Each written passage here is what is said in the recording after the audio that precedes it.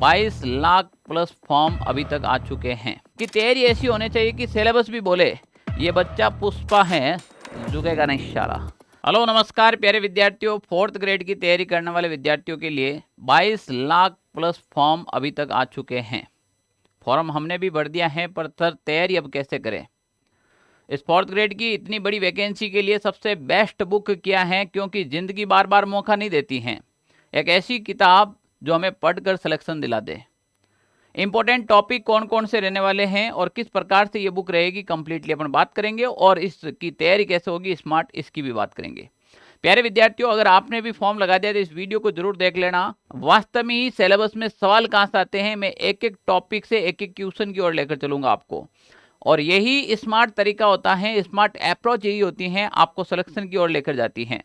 हम बात कर रहे हैं अगर 4th ग्रेड की, तो सिलेक्शन वाली रणनीति क्या रहने वाली है प्यारे विद्यार्थियों। तो सबसे पहला आपका एक ही काम होता है, आप सबसे पहले जो टेलीग्राम ग्रुप ज्वाइन नहीं कर रखा वो ज्वाइन कर लीजिएगा। 4th ग्रेड का एग्जाम 19 सितंबर को है, और 19 सितंबर तक इस टेलीग्राम के ऊपर 4th ग्रेड से रिलेटेड बहुत सारी पीडीएफ्स, ई नोट्स, बुक, सारी चीजें मिलेगी यहाँ पर। अगर आप भी 4th ग्रेड की तैयारी कर रहे हैं तो इस ऐप को डाउनलोड कर लीजिएगा, यहाँ पर आपको सब चीजें मिलेगी आपकी भर्ती से रिलेटेड। सचिव साहब भागचंद जी ने ट्वीट करके बताया है कि 4th क्लास करंट जो अभी आपके एप्लीकेशन की बात करें तो लगभग 21,61,721 फॉर्म आ चुके हैं, और आज लास्ट डेट है। इसका मतलब मान के चलो 22 लाख प्लस ये फॉर्म रहेंगे, यानी कि 25 लाख के अप्रोक्स ये फॉर्म आने वाले हैं। अब प्यारे विद्यार्थियों, यहां पर अपन बात कर रहे हैं, सबसे पहले जो संशोधित पाठ्यक्रम आया था उसमें कुछ उतार चढ़ाव किया था। पहले हिंदी का जो ज़्यादा था उसको वेटेज कम कर दिया, मैथमेटिक्स का वेटेज कम कर दिया। निश्चित रूप से राजस्थान के युवाओं को फायदा होगा इसका। जैसे अपन बात करें यहाँ पर अब हिंदी के 20 क्वेश्चन आने वाले हैं आपके, टोटल क्वेश्चन 20 आएंगे, अंग्रेजी के वही 15 आएंगे, और यहाँ पर वेटेज घटाकर बेसिक गणित हैं उसके 15 कर दिए हैं, और ये जो वेटेज घटाया वो यहाँ पर इंक्लूड कर दिया, 10 इसमें कर दिया और 10 इसमें कर दिया, ठीक है ना। तो अब हो गई आपके 20 और 20 40, यानी कि 40 क्वेश्चन हैं वो राजस्थान जीके के आएंगे, बाकी का ये सिलेबस रहने वाला है। ये सिलेबस 4th ग्रेड की भर्ती में पहली बार नहीं डाला गया है। ये सिलेबस राजस्थान के सीईटी 10+2 सीईटी ग्रेजुएशन लेवल में देखने को मिला था। ये सिलेबस हमें राजस्थान के अंदर बड़ी वैकेंसी हुई थी पशु परिचर, उसके अंदर हूबहू सिलेबस देखने को मिला था। तो इस सिलेबस को बार बार रिवाइज किया जा रहा है। तो आपने कभी सोचा है कि इस सिलेबस में जो पिछली भर्तियां हुई उसमें किस टाइप के क्वेश्चन पूछे गए, कौन से टॉपिक के क्वेश्चन पूछे गए? अगर ये एनालाइज नहीं किया है आपने तो भूल जाना कि नौकरी मिल जाएगी। ऐसे नौकरी थोड़ी मिलेगी, सरकार आपको उम्र भर तनख्वाह देगी, जिंदगी भर पेंशन भी देगी। तो उसके लिए आपको स्मार्ट सोच रखनी पड़ेगी। आप 4th ग्रेड में नहीं रहेंगे, कल आप नौकरी लगने के बाद आप एलडीसी तक प्रमोशन होगा, आपका यूडीसी तक प्रमोशन होगा। तो प्यारे विद्यार्थियों, यहां पर मैं एक छोटा सा कॉन्सेप्ट लेकर आया हूं, इसको समझने का प्रयास करें। सामान्य हिंदी की मैं बात करूं, सबसे पहले जो आपके 20 अंक की आएगी, ये 20 प्रश्न आपके हिंदी के देखने को मिलेंगे। नंबर की संख्या तो ज्यादा रहेगी, पर यहां पर प्रश्न की संख्या बात करूं 20। हमने जैसे सीईटी के अंदर ये आपको सिलेबस देखने को मिलेगा, और इसमें देखिए किस टाइप के क्वेश्चन आते हैं। मैं तो 2 ही टाइप के क्वेश्चन लेकर आया हूं, वरना टॉपिक वही सारे क्वेश्चन हैं इसके अंदर। जैसे ये हिंदी का सिलेबस है, संज्ञा, सर्वनाम, क्रिया, विशेषण, जो भी, पर देखिए किस लेवल तक का यहां पर क्वेश्चन पूछा जा सकता है। निम्न में से विपरीतार्थक शब्दों का सही युग्म नहीं है, तो शीत, ताप का, तम, ज्योति का, ये इस प्रकार के क्वेश्चन इसमें देखने को मिलेगा, ठीक है ना। प्राणी प्रिय में समास क्या है, यहां पर एग्जाम्पल चेंज हो सकते हैं, पर यहां पर एग्जाम्पल लेने का तरीका भी देखिएगा आप।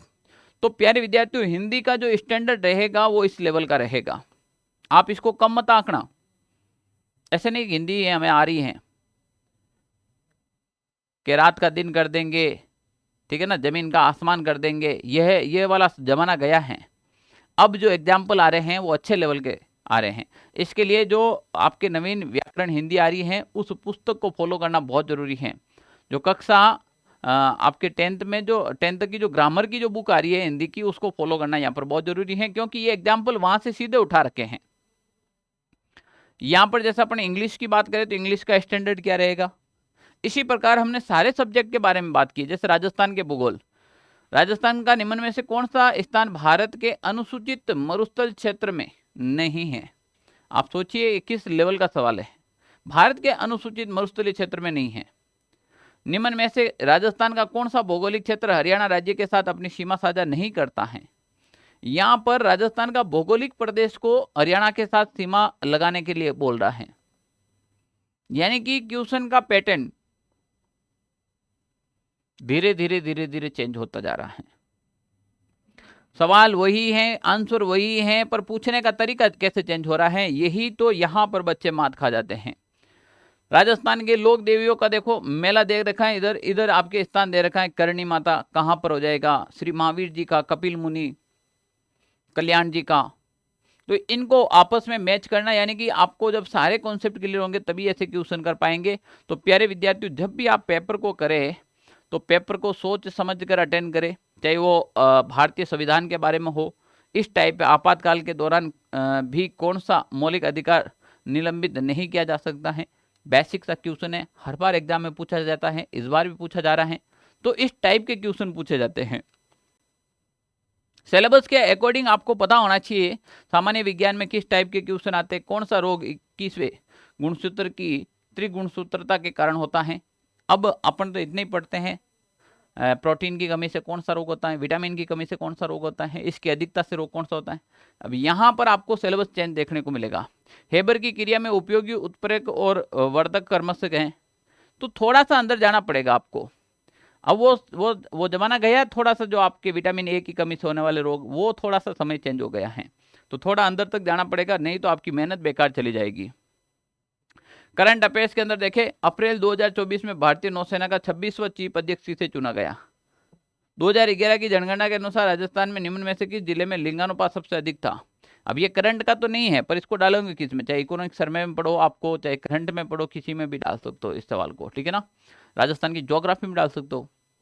मैंने यहाँ पर एक एक सिलेबस के साथ में उनके टाइप ऑफ क्वेश्चन को मेंशन करने का प्रयास किया है। इसका मतलब यह है कि मैंने ऐसा नहीं कि इनमें पूरे सिलेबस में 2 क्वेश्चन आए, हजारों ऐसे क्वेश्चन आए, पर क्वेश्चन बढ़ने का तरीका देखे किस टाइप का क्वेश्चन आ रहा है, किस लेवल का क्वेश्चन आ रहा है, आपके एग्जाम का स्तर कितना है और आप किस लेवल तक पढ़ रहे हैं। आप कहीं ज़्यादा गहराई में तो नहीं जा रहे हैं और कहीं ऐसा तो नहीं है कि बिल्कुल ऊपर का पढ़ रहे हैं। ये पता कहाँ चलेगा? जब हमें इन प्रकार के क्वेश्चनों का टाइप पता होगा। प्यारे विद्यार्थियों, अगर इसी प्रकार से मैं बात करूं, वो चाहे कंप्यूटर की बात करो, निम्न में से कौन सा समूह केवल इनपुट डिवाइस से संबंध रखता है? एमएस ऑफिस सॉफ्टवेयर में किस लाइन या टेक्स्ट के नियंत्रण संरेखण के लिए शॉर्टकट कुंजी के बारे में यहाँ पर बता रखा है। बेसिक चीजें यहाँ पर जो चीजें हैं, कोई मैथमेटिक्स को लेकर घबरा रहा है, घबरा क्यों रहे हैं? सवाल देखो कितना नॉर्मल सा सवाल पूछा गया है। एक दुकानदार ने एक उत्पाद पर लागत मूल्य से 60% अधिक मूल्य अंकित किया है और उत्पाद पर 10% 2 क्रमिक छूट देकर उस उत्पाद के 32,400 रुपये में विक्रय किया। उत्पाद का लागत मूल्य क्या है? कोई भी आपको इधर उधर उलझाने की परिभाषा नहीं दी गई है। अगर आप क्वेश्चन समझे तो सीधे ही आंसर इसके अंदर दे रखा है। 24 दिनों में 75% कार्य कर सकता है। बी कार्य का 1/4 भाग 24 दिन में पूरा कर सकता है। दोनों मिलकर इस कार्य का 1/। अब कोई कहेगा कि आपको सीधा जाएगा, फ्रैक्शन मेथड से क्वेश्चन पूछे जा रहे हैं और फ्रैक्शन मेथड तरीके से ही अगर आपने मैथ पढ़ी है तो यहाँ पर फायदा होता है। तो प्यारे विद्यार्थियों, ये मैंने एक सिलेबस को समझाने का प्रयास किया है। सिलेबस कैसा भी हो, हमेशा हम कहते हैं कि तैयारी ऐसी होनी चाहिए कि सिलेबस भी बोले ये बच्चा पुष्पा है, झुकेगा नहीं साला। तो आप कैसा भी सिलेबस दो, झुकने वाले नहीं हैं। झुकने वाले नहीं है तो क्या करोगे? स्मार्ट अप्रोच के साथ तैयारी करेंगे। क्या करेंगे? सबसे पहले सिलेबस को निकालो। अगर आप पढ़ रहे हो, अगर जहां पर भी पढ़ रहे हो, आप लाइब्रेरी ज्वाइन कर रखी है तो लाइब्रेरी की टेबल पे आपका सिलेबस होना चाहिए। अगर आप रूम में पढ़ रहे हैं तो रूम में आपकी टेबल पर आपका सिलेबस होना चाहिए। और आप अगर नोट्स बना रहे हैं तो नोट्स के फ्रंट पेज में सबसे पहले आपका सिलेबस होना चाहिए। वो सिलेबस आपके जहन और माइंड में हर समय घूमना चाहिए, मैंने कितना कवर किया है और कितना बाकी है। जब तक आप सिलेबस को, मतलब कहते हैं ना, सिलेबस के जब तक पीछे नहीं पड़ेगा ना तो सिलेबस कवर नहीं होगा, उसके पीछे पढ़ना पड़ेगा। और पीछे कब पढ़ेंगे? जब वो हमारे आंखों के सामने रहेगा। एक दो प्रिंट निकाल दो और हर समय अपने आंखों के सामने रखो, ठीक है ना। सिलेबस आराम से कवर अप कर सकते हैं। बच्चों का फिर ज़्यादातर क्वेश्चन आता है कि सर 4th ग्रेड बड़ी वैकेंसी आ रखी है और इतनी बड़ी वैकेंसी के हम अंदर हम कितने घंटे पढ़े हमारा सिलेक्शन हो जाएगा। बेटा पढ़ाई का तो कोई टाइम फिक्स नहीं होता है, पर एवरेज तो होना ही चाहिए ना। तो यहाँ पर आ रहा है कि सर कितने घंटे डेली पढ़े तो हमारा सिलेक्शन हो जाएगा। यहाँ पर तो कितने घंटे डेली का पढ़े, देखो आपको अभी सितंबर यानी कि 19 सितंबर को आपके एग्जाम है। 19 सितंबर 2025 को आपके क्या दे रखा है, एग्जाम दे रखे हैं।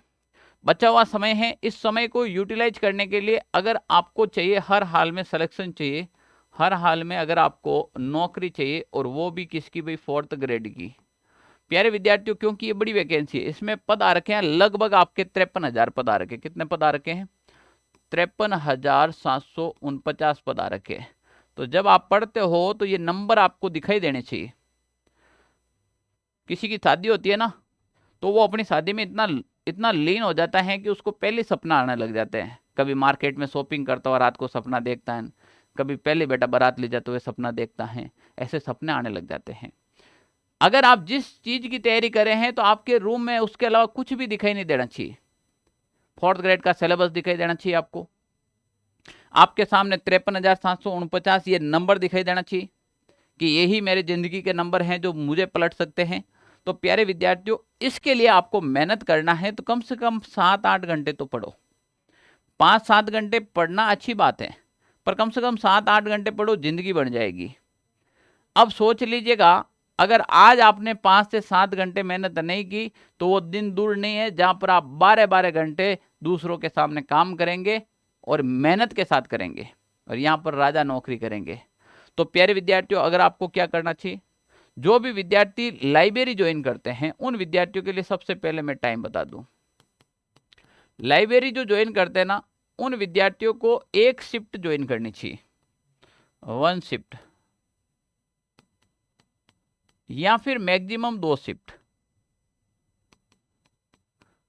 कोई भी ऐसा आदमी नहीं होना चाहिए कि मेरे तो खाने का पता नहीं है, पता नहीं पूरे डे नाइट ज्वाइन कर रखी है।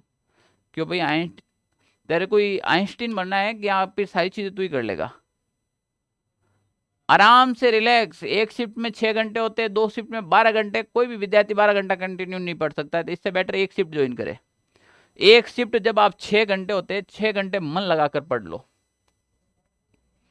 अगर आपके पढ़ने की ज्यादा जिज्ञासा है 2 शिफ्ट कर सकते हो, इसके अलावा ज्यादा नहीं करना है। कोशिश करें सुबह का जो समय होता है, सुबह अगर आप 6 बजे भी पढ़ने लगे, 6 बजे भी पढ़ने लगे और कोई 8-9 बजे तक पढ़ लेता है, ये समय सबसे इम्पोर्टेंट है। उसके बाद तो वैसे भी आप खाना खाएंगे, सब अपने दैनिक दिनचर्या का जो भी काम है वो करते रहेंगे साथ साथ में। और वापस शाम को अगर 3 बजे भी कोई बैठे और 3 से 8 बजे तक भी पढ़ ले, उसके बाद यूट्यूब की क्लास से देख ले, ये भी समय काफ़ी होता है। अब मैं ऐसे घड़ी लेकर बनाकर बैठूं आपको कि भाई नहीं तू सुबह 6 बजे उठो, 10 बजे तक पढ़ो, फिर वो करो, ये मूर्खता है। क्योंकि हर घर की एक सिचुएशन अलग होती है, हर घर का टाइमिंग अलग होता है। किसी के घर के अंदर 6 बजे कोई पशु रखता है तो उनका बेचारा का काम होता है, किसी के खेतों में पानी वगैरह का काम होता है, उसके काम होता है, किसी के पिताजी की ऐसी शॉप होती है तो सुबह सुबह उनके काम होता है, वो नहीं पढ़ पाते। तो यहाँ पर अगर मैं टाइम मेरे अकॉर्डिंग आपका डिसाइड करूँ ये ठीक नहीं है, पर आप अपने अकॉर्डिंग आपका टाइम डिसाइड करें कि हमें 7 से 8 घंटे पढ़ने हैं। टारगेट ये रखें कि हमें 7 से 8 घंटे पढ़ने हैं, चाहे बाढ़ आ जाए, चाहे तूफान आ जाए, चाहे कुछ भी हो जाए, हमें 7 से 8 घंटे पढ़ने हैं। उसके बचा हुआ टाइम आप कहीं पे भी यूज करो, 7-8 घंटे तो पढ़ने हैं अगर नौकरी चाहिए तो। अब यहाँ पर अगला क्वेश्चन आपका मैंने ज़्यादातर विद्यार्थियों का देखा है, सर इम्पोर्टेंट टॉपिक में क्या पढ़े। पहली बात तो इम्पोर्टेंट टॉपिक सारे होते हैं, पर हम कैसे पता करें कि इम्पोर्टेंट टॉपिक क्या है। हमने वो टॉपिक पढ़ा, वो एग्जाम में नहीं आया, तो ये भी बात सही है। तो प्यारे विद्यार्थियों कोई भी अगर अपन बात शुरू करते हैं, जब क्लास की कोई भी अपन क्लास शुरू करते हैं या कोई सब्जेक्ट शुरू करते हैं हम पढ़ने के लिए, तो सबसे पहले उस सब्जेक्ट से रिलेटेड PYQ देखो। PYQ आपको बताएगा कि ये सवाल ये सवाल मान लीजिए कोई भी ये क्वेश्चन है, ये क्वेश्चन आपके 2011 में आया था, ये क्वेश्चन वापस 2014 में देखने को मिला था, ऐसे देख लेना। ये क्वेश्चन आपको 2018 में वापस देखने को मिला था, 2019 में और देखने को मिला था, फिर 2024 में क्वेश्चन आया था। ये ऐसे संख्या मिलेगी आपको कि ये एक ही क्वेश्चन है जो इतने बार एग्जाम में रिपीट हो चुका है, तब आपको पता लगना चाहिए कि ये टॉपिक इंपॉर्टेंट है या नहीं है। ठीक है ना। तो मेजर वो टॉपिक निकाले, जैसे राजस्थान की बात करें तो राजस्थान का भौतिक प्रदेश है, बहुत इंपॉर्टेंट है। अगर संस्कृति में जाएंगे तो अपन लोक देवी देवता संप्रदाय इंपॉर्टेंट है। सवाल बनेगा ही बनेगा, यहां से बनेगा कहां से, समझदारी तो यही है। तो इंपॉर्टेंट टॉपिक आपको निकालने के लिए आपको क्या करना पड़ेगा, आपको पीवाईक्यू को देखना पड़ेगा। पीवाईक्यू देखो किस टॉपिक से आ रखा है और उस टॉपिक को ज्यादा पढ़े। आपका जो टॉपिक है इसमें जो भी अगर कोई टॉपिक आपका कमजोर है तो कमजोर टॉपिक को अभी छोड़ना नहीं चाहिए, उसके ऊपर ज्यादा ध्यान देना चाहिए। जैसे मान लो मुझे मैथ नहीं आ रही है, बच्चे का एक क्वेश्चन आता है कि सर मुझे मैथमेटिक्स नहीं आ रही है। भाई तुझे मैथ नहीं आ रही, कोई बात नहीं, मैं कहता हूं कि तू 10 ही सवाल मिला मैथ के डेली। अगर तू 10 सवाल डेली मिलाता है तो महीने के 30 होते हैं दिन, महीने में कितने दिन होते हैं, 30 दिन होते हैं। तो तू भाई सवाल कर लेगा 300, कितने सवाल करेगा, 300 सवाल मिला लेगा। अब 300 सवाल मिला लिए, तेरे को समझ में नहीं आया, मैं कहता हूं इन 300 में से मात्र और मात्र तेरे को 30 सवाल ही समझ में आए, 30 तो आ गए। और इस 30 में एक टाइप अगर आपके एग्जाम में आ गया, एक टाइप एग्जाम आ गया था, तो आपको मैथ बिल्कुल भी नहीं आ रही है, वहां पर आपके 1 नंबर आ गया। ऐसे समझे आपके पास कितना टाइम है। अगर मैथमेटिक्स के 20 क्वेश्चन आ रहे हैं या 15 क्वेश्चन आ रहे हैं, उसमें से अगर आप मान के चले 10 से 12 क्वेश्चन भी राइट करते हैं तो इसमें क्या घाटा है। यहां पर आपकी काउंटिंग 0 में आ रही थी कि भाई मुझे मैथ कुछ भी नहीं आ रही है, वहां पर आपको पूरी मैथ तो करनी नहीं है, कम से कम इतनी मैथ करे कि 10-12 क्वेश्चन अपने राइट हो जाए। अगर 10-12 क्वेश्चन राइट हो गए तो आपका सिलेक्शन हो जाएगा। सिलेक्शन कैसे होता है इस चीज को समझना आप। जैसे मान लीजिए ये रेखा है, एक एग्जाम्पल के थ्रू आपको समझूंगा, समझ में आ जाएगा। कैसे आएगा समझे इसको। ये आपका सिलेबस है। अब इस सिलेबस में काफी ऐसे विद्यार्थी हैं, इस सिलेबस के अंदर काफी ऐसे विद्यार्थी हैं जिसको राजस्थान जीके पढ़ना अच्छा लगता है, वो राजस्थान जीके में टॉप नंबर लाएगा। उसको हिंदी भी पढ़ना अच्छा लगता है, वो हिंदी में भी टॉप करेगा। उसको इंग्लिश नहीं आ रही है तो इंग्लिश में नीचे चला गया। फिर उसको पॉलिटी अच्छी आ रही है तो पॉलिटी में टॉप किया। फिर उसको मैथ नहीं आ रही थी, वो मैथ में 0 कर गया। फिर कोई सब्जेक्ट इस प्रकार से। अब यहां पर देखिएगा, जिसका सब्जेक्ट अच्छा था कि भाई मुझे राजस्थान जीके अच्छा आ रहा है, मुझे पॉलिटी अच्छी आ रही है, तूने भाई यहां पर अच्छे नंबर लेकर आया ना, उसका खामियाजा यहां पर भुगत लिया। तूने भाई पॉलिटी अच्छी कर ली पर तूने मैथ में 0 कर दिया, तो ये और ये एवरेज बराबर हो जाएगा, तो ये आपको यहां पर लाकर छोड़ देगा और यहां पर घूमने वाले का सिलेक्शन नहीं होता है।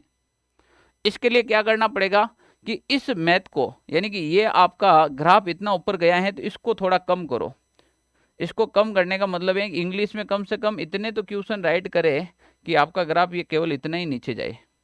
मैथ में इतना तो क्वेश्चन राइट करे कि ये ग्राफ केवल इतना ही जाए, ताकि 2-3 नंबर 4 नंबर औरों से अपने आगे रहे। इसके लिए क्या है, मैथ पूरी नहीं आ रही है तो कम से कम 5-6 सवाल करने की कोशिश करे। इंग्लिश पूरी नहीं आ रही है तो 15 में से कम 7-8 सवाल करने की कोशिश करे, सिलेक्शन हो जाएगा।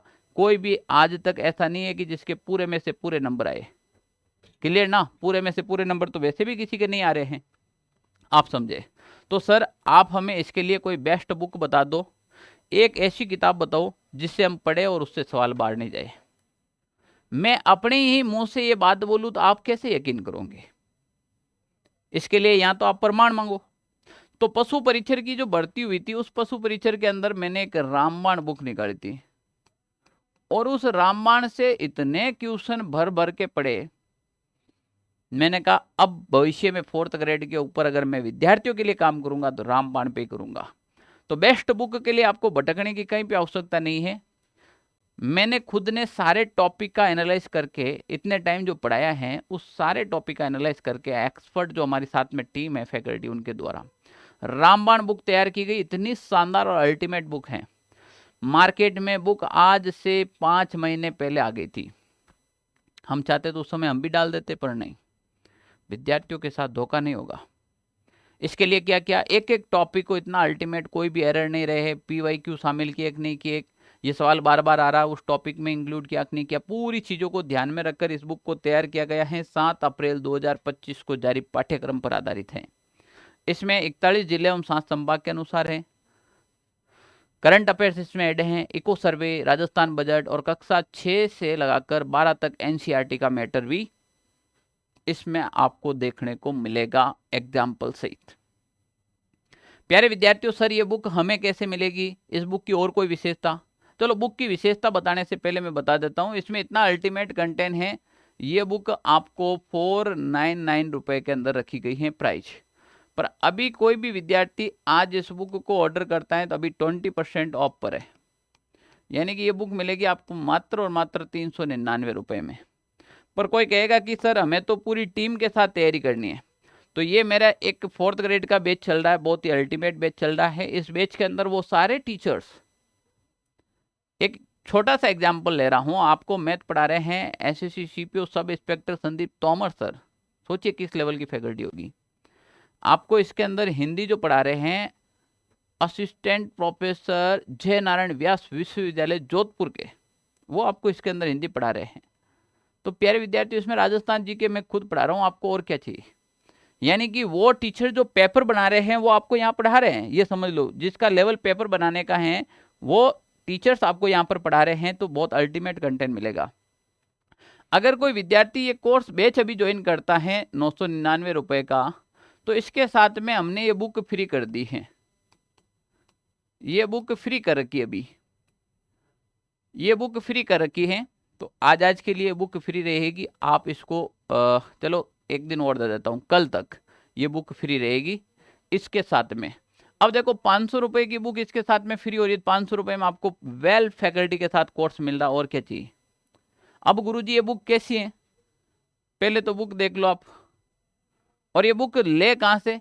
चलो इस बुक की जो डेमो PDF वो मैंने टेलीग्राम में डाल रखी है, या हमारी वेबसाइट है onlinesathi.in, वहाँ पे भी डाल रखी है बुक। या तो टेलीग्राम पे लिंक डाल रखा है, वहाँ से ले लो, ऐप में डाल रखा है, वहाँ से भी ले सकते हो, या फिर onlinesathi.in लिखो, वहाँ से ले सकते हो। तो जिस विद्यार्थियों ने कोर्स ज्वाइन नहीं कर रखा वो तो कोर्स ही ज्वाइन करे, ताकि बुक साथ में फ्री मिल जाए। और जिन्हें ऑलरेडी कोर्स ज्वाइन कर रखा उनके लिए 20% ऑफ पर है, तो वो 399 रुपये में आपके घर तक बुक मंगा ले, कोई भी एक्स्ट्रा चार्ज नहीं है, होम डिलीवरी आपकी फ्री रहेगी बिल्कुल। ओके, थैंक यू साथियों, इतनी बड़ी वैकेंसी दोबारा नहीं मिलेगी। अच्छा, आप भी कुछ कमेंट करना चाहते हैं कि सिलेबस कैसा रहा, आपने कितना कवर अप कर लिया, आपको बुक कैसी लगी, आपकी हमारी टीम कैसी लगी, तो कमेंट जरूर कीजिएगा। थैंक यू, जय हिंद साथियों।